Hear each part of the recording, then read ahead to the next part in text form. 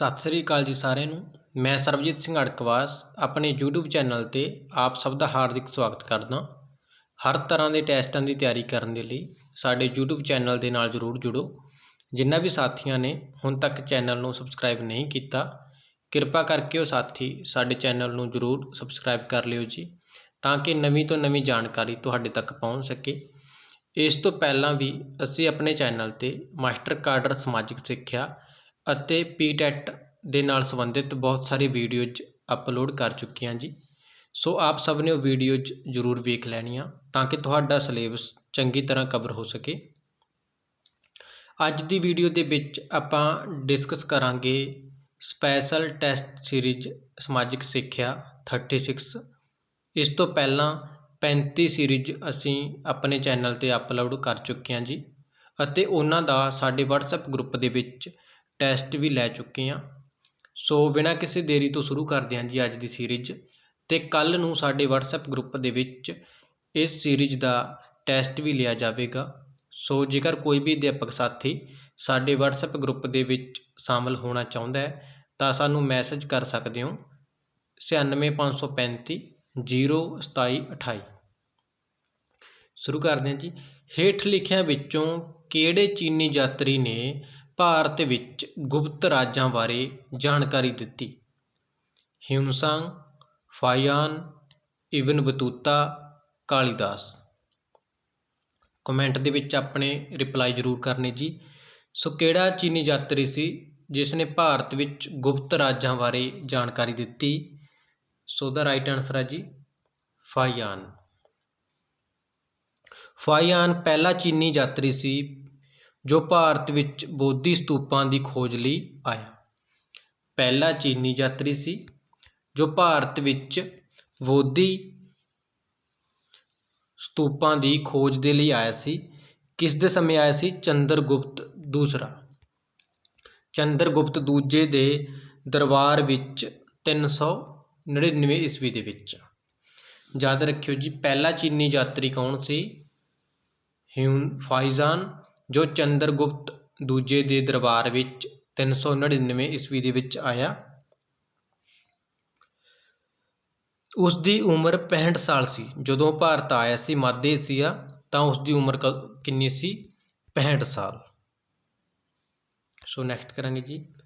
पहला गुप्त राजा कौन सी? श्रीगुप्त, चंद्रगुप्त, सिकंदगुप्त, विक्रमगुप्त। सो पहला राजा कौन सी? श्रीगुप्त। गुप्त साम्राज्य का संस्थापक सी श्रीगुप्त।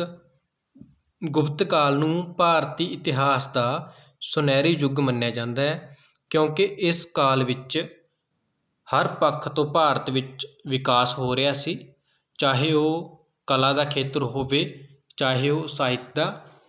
इस करके गुप्त काल नूं भारती इतिहास का सुनहरी युग भी कहा जाता है।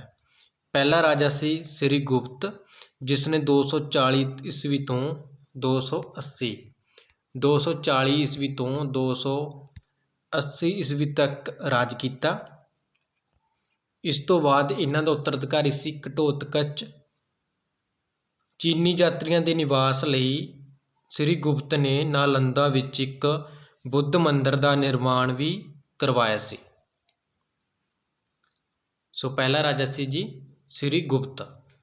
गुप्त साम्राज्य का अंतिम राजा कौन सी?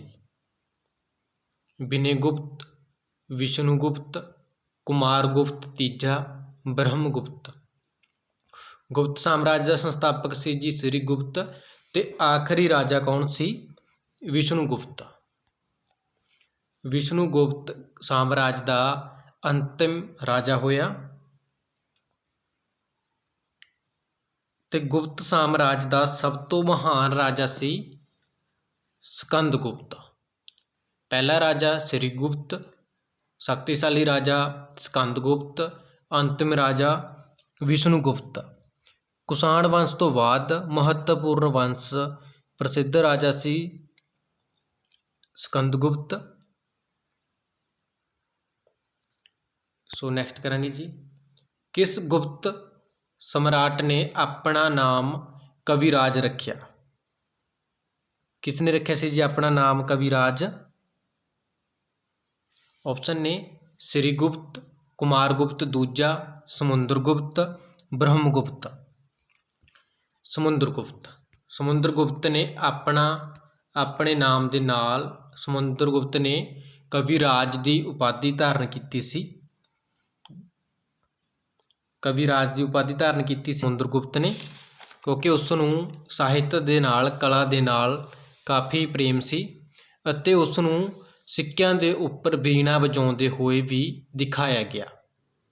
जो उस दे द्वारा सिक्के जारी किए गए सी उन्हां दे विचों गरुड़ नामक सिक्का जो काफ़ी महत्वपूर्ण ते काफ़ी प्रसिद्ध होया। चंद्रगुप्त पहले का उत्तराधिकारी सी। समुद्रगुप्त चंद्रगुप्त पहले का उत्तराधिकारी सी। उसकी राजधानी सी पाटलिपुत्र। समुद्रगुप्त के समय भारत के सुनहरी युग की शुरुआत मनी जाती है। प्रसिद्ध कवि कालीदास किस दे दरबार विच रहिंदा सी? चंद्रगुप्त पहला, चंद्रगुप्त दूजा, हर्षवर्धन, श्रीगुप्त। किस दे दरबार विच रहिंदा सी जी समुद्रगुप्त? चंद्रगुप्त दूजा। राइट आंसर है जी चंद्रगुप्त दूजा। कालीदास संस्कृत भाषा के उच्च कोटि के विद्वान होए ने। आधुनिक विद्वानां ने कालीदास नूं राष्ट्रीय कवि की उपाधि प्रदान की है। इस दे नाम का अर्थ है, कालीदास के नाम का अर्थ है काली दा सेवक। अज कालीदास का नाम 40 रचनावां नाल जोड़िया जाता है, पर 7 रचनावां उसदियां मन्नियां जांदियां हन। कालीदास सम्राट चंद्रगुप्त दूजा उसदे पुत्र उत्तराधिकारी कुमारगुप्त का समकाली सी। सो नैक्सट करांगे जी, भारत का नैपोलीयन किसनूं कहा जाता है? सिकंदरगुप्त, श्रीगुप्त, चंद्रगुप्त मौर्य, समुद्रगुप्त। सो भारत का नैपोलीयन किसनूं कहा जाता जी? समुद्रगुप्त।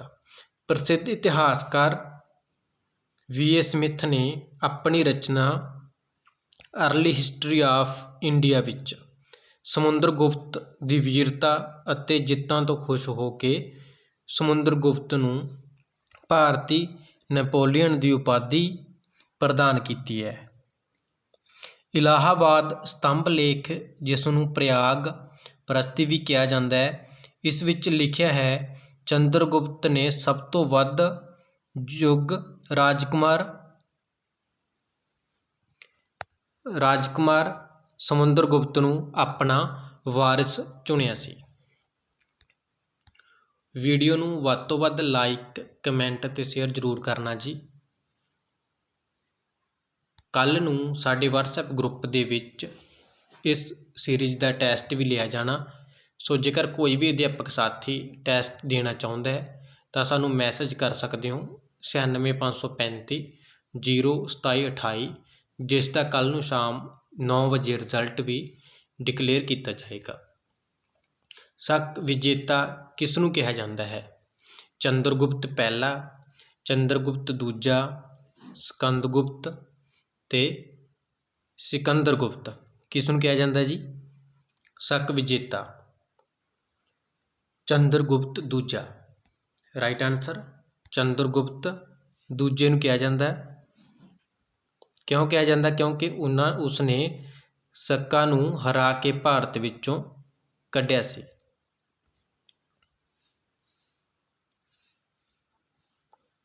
गुप्त सम्राट चंद्रगुप्त दूजा विक्रमादित्य नूं शक विजेता कहा जाता है। पश्चिमी भारत विच अंतिम शक राजा रुद्र सिंह तीसरा नूं चंद्रगुप्त दूजा ने 5वीं सदी विच हरा के पश्चिमी भारत उत्ते अपना अधिकार जमा लिया सी। इस करके चंद्रगुप्त दूजा नूं शक विजेता कहा जाता है। नैक्सट करांगे जी, हरचरित दे लेखक कौन? कालीदास, अबुल फजल, ह्यूनसांग, वानपट। ਹਰਚਰਿਤ ਦੇ ਲੇਖਕ ਕੌਣ ਨੇ ਜੀ? ਬਾਣਭੱਟ। ਹਰਿਚਰਿਤ ਬਾਣਭੱਟ ਦੀ ਰਚਨਾ। ਕਾਦੰਬਰੀ ਵੀ ਬਾਣਭੱਟ ਦੀ ਹੀ ਰਚਨਾ। ਕਾਦੰਬਰੀ ਵੀ ਬਾਣਭੱਟ ਦੀ ਹੀ ਰਚਨਾ ਹੈ। ਬਾਣਭੱਟ ਹਰਸ਼ਵਰਧਨ ਦਾ ਦਰਬਾਰੀ ਕਵੀ ਸੀ। ਕਿਸ ਦਾ ਕਵੀ ਸੀ ਜੀ ਬਾਣਭੱਟ? ਹਰਸ਼ਵਰਧਨ ਦਾ, ਜਿਸ ਦੀ ਰਚਨਾ ਹਰਚਰਿਤ ਤੇ ਕਾਦੰਬਰੀ ਦੋ ਰਚਨਾਵਾਂ ਹੋਈਆਂ ਨੇਗੀਆਂ। ਹਰਚਰਿਤ ਸੰਸਕ੍ਰਿਤ ਭਾਸ਼ਾ ਵਿੱਚ ਰਚੀ ਗਈ ਹੈ। ਇਹ ਰਚਨਾ ਹਰਸ਼ਵਰਧਨ ਦੇ ਜੀਵਨ ਬਾਰੇ ਜਾਣਕਾਰੀ ਪ੍ਰਦਾਨ ਕਰਦੀ ਹੈ ਤੇ ਇਸ ਰਚਨਾ ਨੂੰ 8 ਭਾਗਾਂ ਦੇ ਵਿੱਚ ਵੰਡਿਆ ਗਿਆ। ਯਾਦ ਰੱਖਿਓ ਜੀ, ਹਰਿਚਰਿਤ ਬਾਣਭੱਟ ਦੀ ਰਚਨਾ। ਬਾਣਭੱਟ ਹਰਸ਼ਵਰਧਨ ਦਾ ਦਰਬਾਰੀ ਕਵੀ ਸੀ। ਇਹਦੀਆਂ ਦੋ ਮੁੱਖ ਰਚਨਾਵਾਂ ਹਰਚਰਿਤ ਤੇ ਕਾਦੰਬਰੀ ਹਨ। ਹਰਚਰਿਤ ਸੰਸਕ੍ਰਿਤ ਭਾਸ਼ਾ ਵਿੱਚ ਲਿਖੀ ਗਈ ਹੈ, ਜਿਸ ਨੂੰ 8 ਭਾਗਾਂ ਵਿੱਚ ਵੰਡਿਆ ਗਿਆ। ਨੈਕਸਟ ਕਰਾਂਗੇ ਜੀ, ਕਿਸ ਦੇ ਕਾਰਜਕਾਲ ਵਿੱਚ ਹਿਊਨ-ਸਾਂਗ ਨੇ ਚਾਲੁਕਿਆ ਰਾਜ ਦਾ ਦੌਰਾ ਕੀਤਾ? ਚੰਦਰਗੁਪਤ ਪਹਿਲਾ, ਚੰਦਰਗੁਪਤ ਦੂਜਾ, ਸ੍ਰੀਗੁਪਤ, ਪੁਲਕੇਸ਼ਨ ਦੂਜਾ। ਸੋ ਕਿਸ ਦੇ ਸ਼ਾਸਨ ਕਾਲ ਵਿੱਚ ਹਿਊਨ-ਸਾਂਗ ਨੇ ਚਾਲੁਕਿਆ ਰਾਜ ਦਾ ਦੌਰਾ ਕੀਤਾ ਸੀ ਜੀ? ਪੁਲਕੇਸ਼ਨ ਦੂਜਾ। ਸਹੀ ਹੈ ਜੀ, ਪੁਲਕੇਸ਼ਨ ਦੂਜੇ ਦੇ ਸ਼ਾਸਨ ਕਾਲ ਦੇ ਵਿੱਚ ਹਿਊਨ-ਸਾਂਗ ਨੇ ਚਾਲੁਕਿਆ ਰਾਜ ਦਾ ਦੌਰਾ ਕੀਤਾ। ਪੁਲਕੇਸ਼ਨ ਦੂਜਾ ਨੂੰ ਹਰਾ ਕੇ ਪੱਲਵ ਸਮਰਾਟ ਨਰਸਿੰਘ ਵਰਮਨ ਪਹਿਲਾ ਨੇ ਉਸ ਦੀ ਰਾਜਧਾਨੀ ਵਾਤਾਪੀ 'ਤੇ ਅਧਿਕਾਰ ਕਰਕੇ ਇੱਕ ਉਪਾਧੀ ਧਾਰਨ ਕੀਤੀ ਸੀ, ਵਾਤਾਪੀ ਕੌਂਡਾ। ਸੋ ਯਾਦ ਰੱਖਿਓ ਜੀ, ਹਿਊਨ-ਸਾਂਗ ਨੇ ਪੁਲਕੇਸ਼ਨ ਦੂਜਾ ਦੇ ਸਮੇਂ 'ਤੇ ਚਾਲੁਕਿਆ ਰਾਜ ਦਾ ਦੌਰਾ ਕੀਤਾ ਸੀ। ਹਿਊਨ-ਸਾਂਗ ਪਹਿਲਾ ਚੀਨੀ ਯਾਤਰੀ ਸੀ ਜਿਸ ਨੇ ਭਾਰਤ ਵਿੱਚ 627 ਤੋਂ 43 ਦੌਰਾਨ ਯਾਤਰਾ ਕੀਤੀ। ਹੁਣ ਇੱਥੇ ਇਹ ਯਾਦ ਰੱਖਣ ਯੋਗ ਹੈ ਕਿ ਫਾਹੀਆਨ ਪਹਿਲਾ ਚੀਨੀ ਭਿਕਸ਼ੂ ਸੀ ਜੋ ਬੁੱਧ ਧਰਮ ਨੂੰ ਮੰਨਦਾ ਸੀ। ਹਰਸ਼ਵਰਧਨ ਦੀ ਸ਼ੁਰੂਆਤੀ ਰਾਜਧਾਨੀ ਕਿਹੜੀ ਸੀ? ਕਨੌਜ, ਵੈਸ਼ਾਲੀ, ਥਾਨੇਸ਼ਵਰ, ਪਾਟਲੀਪੁੱਤਰ। ਰਾਈਟ ਹੈ ਜੀ, ਥਾਨੇਸ਼ਵਰ। ਹਰਸ਼ਵਰਧਨ ਦੀ ਸ਼ੁਰੂਆਤੀ ਰਾਜਧਾਨੀ ਥਾਨੇਸ਼ਵਰ ਸੀ। ਹਰਸ਼ਵਰਧਨ ਨੇ ਆਪਣੀ ਭੈਣ ਰਾਜਸ਼੍ਰੀ ਨੂੰ ਪ੍ਰਸ਼ਾਸਕੀ ਕਾਰਜਾਂ ਵਿੱਚ ਸਹਿਯੋਗ ਦੇਣ ਲਈ ਆਪਣੀ ਰਾਜਧਾਨੀ ਥਾਨੇਸ਼ਵਰ ਤੋਂ ਕਨੌਜ ਸਥਾਨਾਂਤਰ ਕਰ ਲਈ ਸੀ। ਸੋ ਸ਼ੁਰੂਆਤੀ ਰਾਜਧਾਨੀ ਸੀ ਥਾਨੇਸ਼ਵਰ, ਉਸ ਤੋਂ ਬਾਅਦ ਰਾਜਧਾਨੀ ਕਿਹੜੀ ਬਣਾਈ ਸੀ? ਕਨੌਜ। ਥਾਨੇਸ਼ਵਰ ਇੱਕ ਪੁਰਾਣਾ ਸ਼ਹਿਰ ਹੈ ਜੋ ਕੁਰੂਕਸ਼ੇਤਰ, ਜਿਸ ਵਿੱਚ ਸਰਸਵਤੀ ਘੱਗਰ ਨਦੀ ਦੇ ਕਿਨਾਰੇ 'ਤੇ ਸਥਿਤ ਹੈ। ਇਹ ਦਿੱਲੀ ਤੋਂ 160 ਕਿਲੋਮੀਟਰ ਦੂਰ ਪਾਇਆ ਜਾਂਦਾ। ਜੋ ਥਾਨੇਸ਼ਵਰ ਸੀ ਉਹ ਪਹਿਲੀ ਰਾਜਧਾਨੀ ਸੀ ਤੇ ਬਾਅਦ ਦੇ ਵਿੱਚ ਕਨੌਜ ਰਾਜਧਾਨੀ ਬਣਿਆ ਸੀ। ਥਾਨੇਸ਼ਵਰ ਦੇ ਵਰਧਨ ਵੰਸ਼ ਦਾ ਸੰਸਥਾਪਕ ਕੌਣ ਸੀ? ਰਾਜਵਰਧਨ, ਹਰਸ਼ਵਰਧਨ, ਪੁਸ਼ਯਪੂਤੀ, ਬਲਵਰਧਨ। ਸੋ ਕੌਣ ਸੀ ਜੀ? ਪੁਸ਼ਯਪੂਤੀ। ਰਾਈਟ ਹੈ, ਪੁਸ਼ਯਪੂਤੀ ਸੰਸਥਾਪਕ ਸੀ। ਪ੍ਰਾਚੀਨ ਸਮੇਂ ਭਾਰਤ ਆਇਆ ਸੀ। ਹਰਿਆਣਾ ਦੇ ਨੇੜੇ ਥਾਨੇਸ਼ਵਰ ਨਾਮਕ ਸਥਾਨ 'ਤੇ ਵਰਧਨ ਵੰਸ਼ ਦਾ ਉਥਾਨ ਹੋਇਆ। ਵਰਧਨ ਵੰਸ਼ ਨੂੰ ਅਸੀਂ ਪੁਸ਼ਯਪੂਤੀ ਵੰਸ਼ ਦੇ ਨਾਮ ਨਾਲ ਜਾਣਦੇ ਹਾਂ।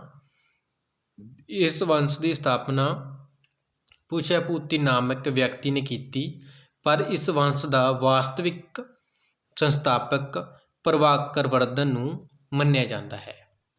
ਅਸਲੀ ਜੋ ਸੰਸਥਾਪਕ ਹੈ ਉਹ ਹੈ ਪ੍ਰਭਾਕਰ ਵਰਧਨ। ਯਾਤਰਾਵਾਂ ਦਾ ਰਾਜਕੁਮਾਰ ਕਿਸ ਨੂੰ ਕਿਹਾ ਜਾਂਦਾ ਹੈ? ਫਾਹੀਆਨ, ਹਿਊਨ-ਸਾਂਗ, ਇਬਨ ਬਤੂਤਾ ਨੂੰ, ਕਾਲੀਦਾਸ ਨੂੰ। ਯਾਤਰਾਵਾਂ ਦਾ ਰਾਜਕੁਮਾਰ ਕਿਸ ਨੂੰ ਕਿਹਾ ਜਾਂਦਾ ਜੀ? ਹਿਊਨ-ਸਾਂਗ।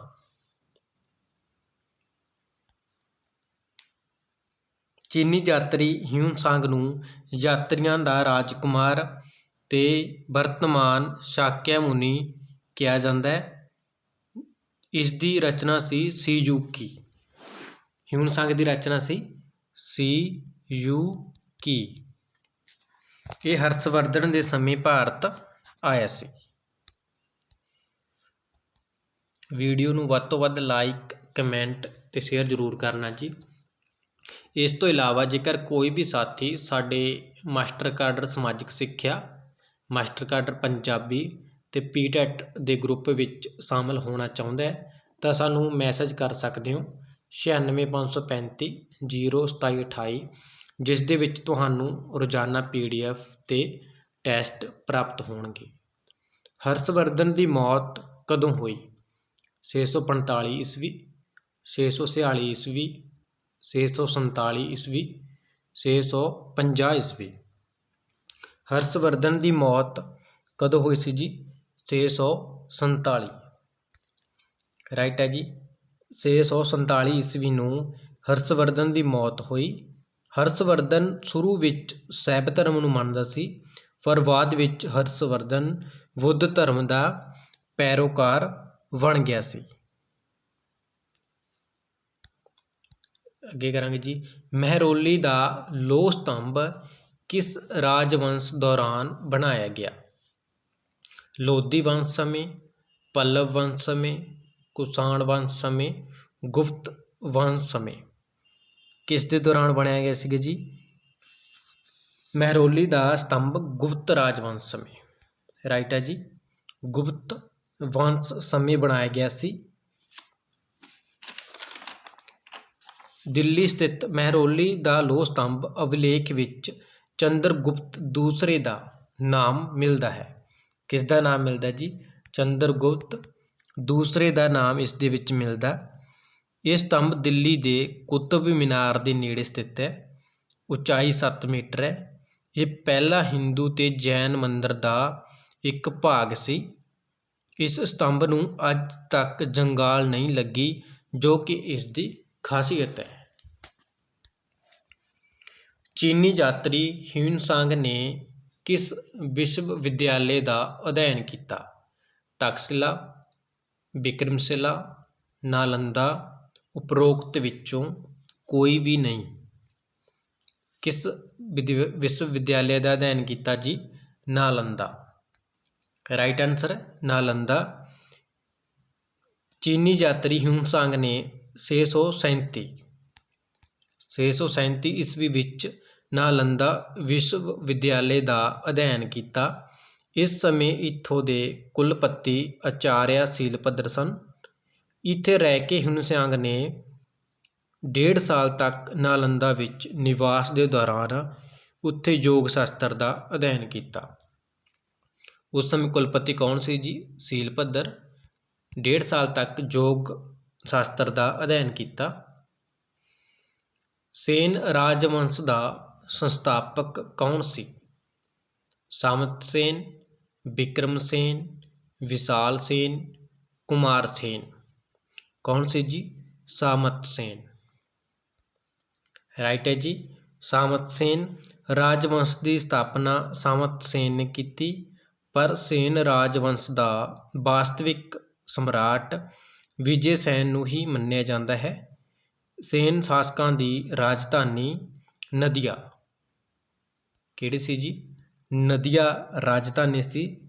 ਇਸ ਨੂੰ ਲਖਨੌਤੀ ਦੇ ਨਾਮ ਨਾਲ ਵੀ ਜਾਣਿਆ ਜਾਂਦਾ ਸੀ। ਕਿਹੜੇ ਨਾਮ ਨਾਲ ਜਾਣਿਆ ਜਾਂਦਾ ਸੀ ਜੀ? ਲਖਨੌਤੀ। ਕਿਸ ਪਾਲ ਰਾਜੇ ਨੇ ਬੁੱਧਾਂ ਦੇ ਲਈ ਪ੍ਰਸਿੱਧ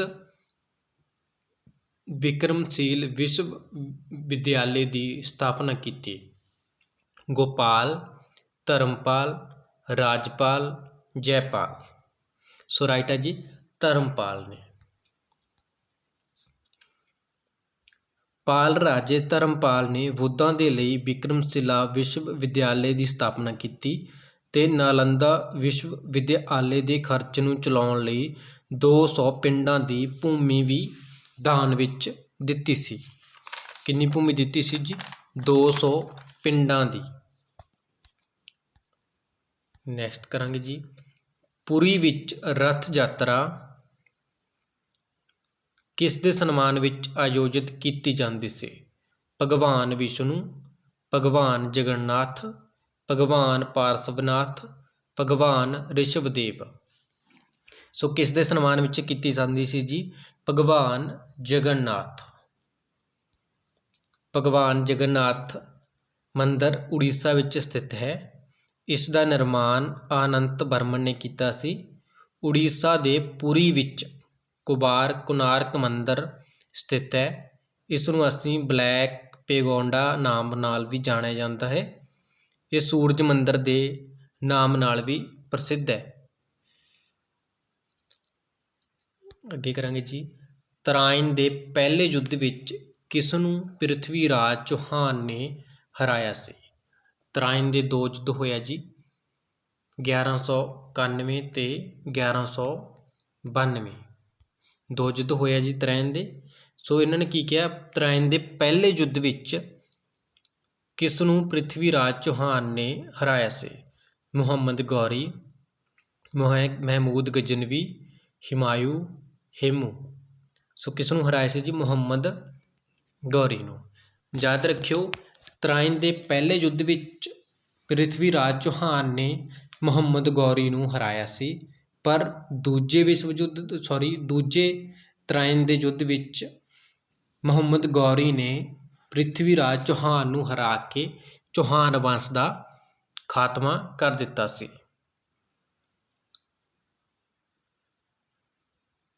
ਨੈਕਸਟ ਕਰਾਂਗੇ ਜੀ, ਕੋਨਾਰਕ ਦੇ ਪ੍ਰਸਿੱਧ ਸੂਰਜ ਮੰਦਰ ਦਾ ਨਿਰਮਾਣ ਕਿਸ ਨੇ ਕਰਵਾਇਆ? ਪੁਲਕੇਸ਼ਨ ਪਹਿਲਾ, ਨਰਸਿਮਹਾ, ਵਿਸ਼ਨੂਗੁਪਤ। ਕਿਸ ਨੇ ਕਰਵਾਇਆ ਸੀ ਜੀ?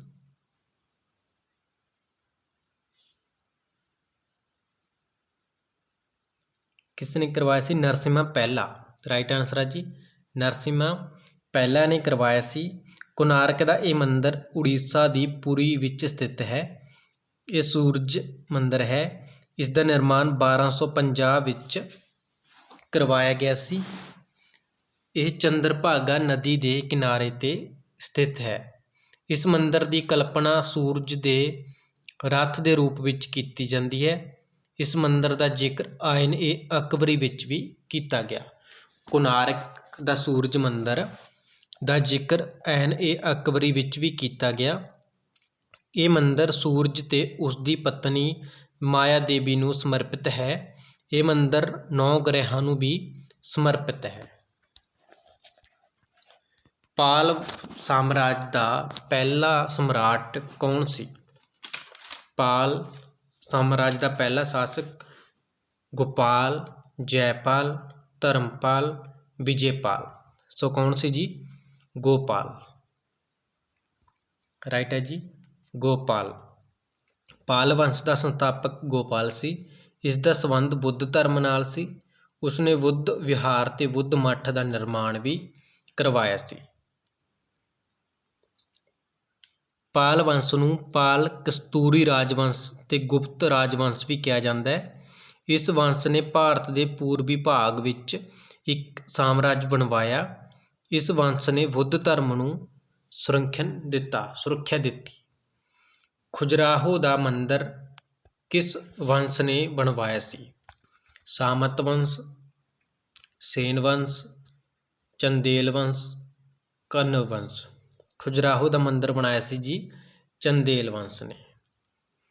ਖੁਜਰਾਹੋ ਵਿੱਚ 85 ਮੰਦਰਾਂ ਦੇ ਨਿਰਮਾਣ ਦਾ ਉਲੇਖ ਮਿਲਦਾ ਹੈ। ਇਹ ਮੰਦਰ ਚੰਦੇਲ ਸ਼ਾਸਕਾਂ ਦੁਆਰਾ ਬਣਾਏ ਗਏ ਸੀਗੇ। ਇਹ ਮੰਦਰ ਮੱਧ ਪ੍ਰਦੇਸ਼ ਦੇ ਛਤਰਪੁਰ ਜ਼ਿਲ੍ਹੇ ਵਿੱਚ ਹੈ। ਪ੍ਰਾਚੀਨ ਕਾਲ ਵਿੱਚ ਇਸ ਮੰਦਰ ਨੂੰ ਖੁਜਰਪੁਰਾ ਤੇ ਖਜੂਰ ਵਾਇਕਾ ਵੀ ਕਿਹਾ ਜਾਂਦਾ ਸੀ। ਕਿਹਨਾਂ ਨੇ ਬਣਾਏ ਸੀ ਜੀ? ਚੰਦੇਲ ਵੰਸ਼ ਨੇ। ਨੈਕਸਟ ਕਰਾਂਗੇ ਜੀ, ਆਬੂ ਦਾ ਜੈਨ ਮੰਦਰ ਕਿੰਨਾਂ ਪੱਥਰਾਂ ਨਾਲ ਬਣਿਆ ਹੋਇਆ ਹੈ? ਸੰਗਮਰਮਰ, ਲਾਲ ਬਲੂਏ ਪੱਥਰ ਦਾ, ਚੂਨੇ ਦੇ, ਗ੍ਰੇਨਾਈਟ ਦੇ। ਸੋ ਆਬੂ ਦਾ ਜੈਨ ਮੰਦਰ ਕਿਸ ਪੱਥਰ ਨਾਲ ਬਣਿਆ ਹੋਇਆ ਜੀ? ਸੰਗਮਰਮਰ ਦੇ ਨਾਲ ਬਣਾਇਆ ਗਿਆ। ਚਾਲੁਕਿਆ ਸ਼ਾਸਕ ਭੀਮ ਦੇਵ ਪਹਿਲੇ ਨੇ ਸਾਮੰਤ ਭੀਮਲ ਸ਼ਾਹ ਨੇ ਕਰਵਾਇਆ ਸੀ। ਆਬੂ ਦੇ ਜੈਨ ਮੰਦਰ ਦਾ ਨਿਰਮਾਣ। ਨੈਕਸਟ ਕਰਾਂਗੇ ਜੀ, ਬਾਦਾਮੀ ਦੇ ਚਾਲੁਕਿਆ ਦਾ ਸੰਸਥਾਪਕ ਕੌਣ ਸੀ? ਕੀਰਤੀ ਵਰਮਨ ਪਹਿਲਾ, ਪੁਲਕੇਸ਼ਨ ਪਹਿਲਾ, ਵਿਕਰਮਾਦਿੱਤਿਆ ਪਹਿਲਾ, ਵਿਜੇਦਿੱਤ। ਸੋ ਕੌਣ ਸੀ ਜੀ? ਪੁਲਕੇਸ਼ਨ ਪਹਿਲਾ। ਰਾਈਟ ਹੈ ਜੀ, ਪੁਲਕੇਸ਼ਨ ਪਹਿਲਾ।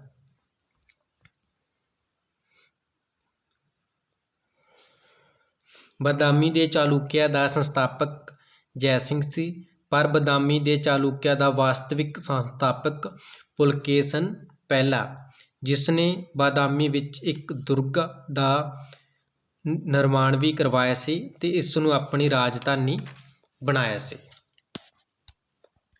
ਅੱਗੇ ਕਰਾਂਗੇ ਜੀ, ਵਾਸਕੋ ਡੀ ਗਾਮਾ ਨੇ ਭਾਰਤ ਵਿੱਚ ਸਭ ਤੋਂ ਪਹਿਲਾਂ ਕਿਸ ਬੰਦਰਗਾਹ 'ਤੇ ਦੌਰਾ ਕੀਤਾ? ਕਾਲੀਕਟ, ਕੋਚੀਨ, ਗੋਆ, ਸੂਰਤ। ਸੋ ਵਾਸਕੋ ਡੀ ਗਾਮਾ ਪੁਰਤਗਾਲੀ ਯਾਤਰੀ ਸੀ ਜੋ 1498 ਨੂੰ ਕਾਲੀਕਟ ਬੰਦਰਗਾਹ 'ਤੇ ਪਹੁੰਚਿਆ ਸੀ। ਉਸ ਸਮੇਂ ਕਾਲੀਕਟ ਦਾ ਸ਼ਾਸਕ ਜਮੋਰੀਨ ਸੀ। ਵਾਸਕੋ ਡੀ ਗਾਮਾ ਕਦੋਂ ਪਹੁੰਚਿਆ ਸੀ? 20 ਮਈ 1498 ਨੂੰ। ਸਭ ਤੋਂ ਪਹਿਲਾਂ ਭਾਰਤ ਵਿੱਚ ਸਮੁੰਦਰੀ ਰਸਤੇ ਦੀ ਖੋਜ ਕੀਤੀ ਸੀ ਵਾਸਕੋ ਡੀ ਗਾਮਾ ਨੇ। ਵਾਸਕੋ ਡੀ ਗਾਮਾ ਨੂੰ ਪੁਰਤਗਾਲੀ ਰਾਜੇ ਨੇ ਵਾਇਸਰਾਏ ਤੇ ਉਪ ਰਾਜਾਂ ਦੀ ਉਪਾਧੀ ਦਿੱਤੀ ਸੀ। ਵਾਸਕੋ ਡੀ ਗਾਮਾ ਦੀ ਮੌਤ ਕਦੋਂ ਹੋਈ ਸੀ? 24 ਦਸੰਬਰ 1524 ਨੂੰ। ਈਸਟ ਇੰਡੀਆ ਕੰਪਨੀ ਨੂੰ ਹੋਰ ਕਿਸ ਨਾਮ ਨਾਲ ਜਾਣਿਆ ਜਾਂਦਾ ਸੀ? ਵਿਲੀਅਮ ਕੰਪਨੀ, ਲਾਰਡ ਕੰਪਨੀ, ਜਾਨ ਕੰਪਨੀ, ਲਾਰੈਂਸ ਕੰਪਨੀ। ਸੋ ਕਿਸ ਨਾਮ ਨਾਲ ਜਾਣਿਆ ਜਾਂਦਾ ਸੀ ਜੀ? ਜਾਨ ਕੰਪਨੀ। ਈਸਟ ਇੰਡੀਆ ਕੰਪਨੀ ਦੀ ਸਥਾਪਨਾ 31 ਦਸੰਬਰ 1600 ਈਸਵੀ ਵਿੱਚ ਹੋਈ। ਜਿਸ ਸਮੇਂ ਈਸਟ ਇੰਡੀਆ ਕੰਪਨੀ ਦੀ ਸਥਾਪਨਾ ਹੋਈ ਉਸ ਸਮੇਂ ਭਾਰਤ ਵਿੱਚ ਮੁਗਲ ਬਾਦਸ਼ਾਹ ਅਕਬਰ ਦਾ ਰਾਜ ਸੀ। ਕਿਸ ਦਾ ਰਾਜ ਸੀ ਜੀ? ਅਕਬਰ ਦਾ। ਸਭ ਤੋਂ ਪਹਿਲਾਂ ਭਾਰਤ ਦੇ ਨਾਲ ਵਪਾਰਕ ਸੰਬੰਧ ਕਿਸ ਨੇ ਸਥਾਪਿਤ ਕੀਤੇ? ਪੁਰਤਗਾਲੀਆਂ ਨੇ, ਡੱਚਾਂ ਨੇ, ਫਰਾਂਸੀਸੀਆਂ ਨੇ, ਅੰਗਰੇਜ਼ਾਂ ਨੇ। ਕਿਹਨਾਂ ਨੇ ਕੀਤੀ ਸੀ ਜੀ? ਪੁਰਤਗਾਲੀਆਂ ਨੇ। ਰਾਈਟ ਹੈ, ਪੁਰਤਗਾਲੀਆਂ ਨੇ ਸਭ ਤੋਂ ਪਹਿਲਾਂ ਸੰਬੰਧ ਸਥਾਪਿਤ ਕੀਤੇ ਸੀ। ਪੁਰਤਗਾਲੀ ਕਪਤਾਨ ਵਾਸਕੋ ਡੀ ਗਾਮਾ 1498 ਨੂੰ ਭਾਰਤ ਵਿੱਚ ਕਾਲੀਕਟ ਬੰਦਰਗਾਹ 'ਤੇ ਪਹੁੰਚਿਆ ਸੀ, ਜਿਸ ਨੇ ਸਮੁੰਦਰੀ ਰਸਤੇ ਦੀ ਖੋਜ ਕੀਤੀ ਸੀ, ਜਿਸ ਕਾਰਨ ਭਾਰਤ ਵਿੱਚ ਕਈ ਪਰਿਵਰਤਨ ਵੀ ਆਏ ਸੀ, ਜਿਵੇਂ ਕਿ ਛਾਪਾਖਾਨਾ ਦੀ ਖੋਜ, ਈਸਾਈ ਧਰਮ ਦਾ ਪ੍ਰਚਾਰ, ਆਲੂ ਦੀ ਖੇਤੀ। ਇਸ ਤਰ੍ਹਾਂ ਦੇ ਜੋ ਪਰਿਵਰਤਨ ਸੀ ਉਹ ਸਮੁੰਦਰੀ ਰਸਤੇ ਦੀ ਖੋਜ ਤੋਂ ਬਾਅਦ ਹੀ ਸੰਭਵ ਹੋਏ ਸੀ। ਅੱਗੇ ਕਰਾਂਗੇ ਜੀ, ਭਾਰਤ ਵਿੱਚ ਪਹਿਲੀ ਫ੍ਰੈਂਚ ਫੈਕਟਰੀ ਕਿੱਥੇ ਸਥਾਪਿਤ ਕੀਤੀ ਗਈ? ਗੋਆ, ਕੋਚੀਨ, ਗੁਜਰਾਤ, ਸੂਰਤ। ਰਾਈਟ ਹੈ ਜੀ, ਸੂਰਤ। 1668 ਵਿੱਚ ਫ੍ਰੈਂਕੋ ਕੈਰੋ ਨੇ ਸੂਰਤ ਵਿੱਚ ਪਹਿਲੀ ਫ੍ਰੈਂਚ ਫੈਕਟਰੀ ਸਥਾਪਿਤ ਕੀਤੀ। ਫਰਾਂਸੀਸੀ ਕੰਪਨੀ ਦਾ ਭਾਰਤ ਵਿੱਚ ਮੁਖਿਆਲਾ ਕਿਹੜਾ ਸੀ? ਪਾਂਡੀਚੇਰੀ। ਨੈਕਸਟ ਕਰਾਂਗੇ ਜੀ, ਕਿਸ ਮੁਗਲ ਸਮਰਾਟ ਨੇ ਦੇ ਕਾਲ ਵਿੱਚ ਈਸਟ ਇੰਡੀਆ ਕੰਪਨੀ ਨੇ ਭਾਰਤ ਵਿੱਚ ਸਭ ਤੋਂ ਪਹਿਲਾ ਕਾਰਖਾਨਾ ਸਥਾਪਿਤ ਕੀਤਾ? ਅਕਬਰ, ਜਹਾਂਗੀਰ, ਹਿਮਾਯੂ, ਬਾਬਰ। ਸੋ ਰਾਈਟ ਹੈ ਜੀ, ਜਹਾਂਗੀਰ। ਜਹਾਂਗੀਰ ਦੇ ਸਮੇਂ ਕੀਤਾ ਸੀ ਈਸਟ ਇੰਡੀਆ ਕੰਪਨੀ ਨੇ ਭਾਰਤ ਵਿੱਚ ਪਹਿਲਾ ਕਾਰਖਾਨਾ ਸਥਾਪਿਤ। ਇਹ ਕਾਰਖਾਨਾ 1613 ਈਸਵੀ ਵਿੱਚ ਸੂਰਤ ਦੇ ਵਿੱਚ 1613 ਨੂੰ ਸੂਰਤ ਦੇ ਵਿੱਚ ਜਹਾਂਗੀਰ ਅਕਬਰ ਦਾ ਪੁੱਤਰ ਸੀ। ਸੋ ਜਿਸ ਦੇ ਸਮੇਂ 1613 ਈਸਵੀ ਦੇ ਵਿੱਚ ਸੂਰਤ ਵਿੱਚ ਕਾਰਖਾਨਾ ਸਥਾਪਿਤ ਕੀਤਾ ਗਿਆ ਸੀ। ਲਾਸਟ ਕਰਾਂਗੇ ਜੀ, ਬੰਗਾਲ ਵਿੱਚ ਹੇਠ ਲਿਖਿਆਂ ਵਿੱਚੋਂ ਕਿਹੜਾ ਕਾਰਖਾਨਾ ਡੱਚਾਂ ਨੇ ਸਥਾਪਿਤ ਕੀਤਾ? ਚਿੰਸੁਰਾ, ਬੁੰਦੇਲ, ਹੁਗਲੀ, ਸ਼੍ਰੀਰਾਮਪੁਰਾ। ਸੋ ਰਾਈਟ ਹੈ ਜੀ, ਚਿੰਸੁਰਾ। ਚਿੰਸੁਰਾ। ਇੱਥੇ ਉਹਨਾਂ ਨੇ ਇਹ ਕੰਪਨੀ 1653 ਦੇ ਵਿੱਚ ਸ਼ੁਰੂ ਕੀਤੀ ਸੀ। 17ਵੀਂ ਸ਼ਤਾਬਦੀ ਦੇ ਖਤਮ ਹੋਣ ਤੱਕ ਇੱਥੇ ਬਹੁਤ ਸਾਰੀਆਂ ਡੱਚ ਕੰਪਨੀਆਂ ਸਥਾਪਿਤ ਹੋ ਚੁੱਕੀਆਂ ਸਨ। ਸੋ ਇਹ ਸੀ ਟੈਸਟ ਸੀਰੀਜ਼ 36 ਦੇ ਨਾਲ ਸੰਬੰਧਿਤ 30 ਮਹੱਤਵਪੂਰਨ ਪ੍ਰਸ਼ਨ ਜੋ ਆਮ ਤੌਰ 'ਤੇ ਪੇਪਰਾਂ ਦੇ ਵਿੱਚ ਆਉਂਦੇ ਰਹਿੰਦੇ ਹਨ ਅਤੇ ਅੱਗੇ ਵੀ ਇਹਨਾਂ ਦੇ ਆਉਣ ਦੀ ਸੰਭਾਵਨਾ ਬਣੀ ਰਹਿੰਦੀ ਹੈ। ਇਸ ਤਰ੍ਹਾਂ ਦੀਆਂ ਟੈਸਟ ਸੀਰੀਜ਼ ਅਸੀਂ ਹਰ ਰੋਜ਼ ਤੁਹਾਡੇ ਨਾਲ ਸਾਂਝੀਆਂ ਕਰਦੇ ਰਹਾਂਗੇ। ਵੀਡੀਓ ਨੂੰ ਵੱਧ ਤੋਂ ਵੱਧ ਲਾਈਕ, ਕਮੈਂਟ ਅਤੇ ਸ਼ੇਅਰ ਜ਼ਰੂਰ ਕਰਨਾ। ਜੇਕਰ ਕੋਈ ਵੀ ਅਧਿਆਪਕ ਸਾਥੀ ਇਹ ਟੈਸਟ ਦੇਣਾ ਚਾਹੁੰਦਾ ਹੈ ਤਾਂ ਕੱਲ੍ਹ ਨੂੰ ਸਾਡੇ WhatsApp ਗਰੁੱਪ ਦੇ ਵਿੱਚ ਇਸ ਸੀਰੀਜ਼ ਦਾ ਟੈਸਟ ਵੀ ਲਿਆ ਜਾਏਗਾ। ਸੋ ਜੇਕਰ ਕੋਈ ਸਾਥੀ ਜੁਆਇਨ ਕਰਨਾ ਚਾਹੁੰਦਾ ਹੈ ਤਾਂ ਸਾਨੂੰ ਮੈਸੇਜ ਕਰ ਸਕਦੇ ਹੋ 96535 027 28। ਵੀਡੀਓ ਨੂੰ ਵੇਖਣ ਦੇ ਲਈ ਆਪ ਸਭ ਦਾ ਬਹੁਤ ਬਹੁਤ ਧੰਨਵਾਦ ਜੀ। ਕੱਲ੍ਹ ਨੂੰ ਨਵੀਂ ਸੀਰੀਜ਼ ਦੇ ਨਾਲ ਤੁਹਾਡੇ ਅੱਗੇ ਫਿਰ ਹਾਜ਼ਰ ਹੋਵਾਂਗੇ। ਬਹੁਤ ਬਹੁਤ ਧੰਨਵਾਦ।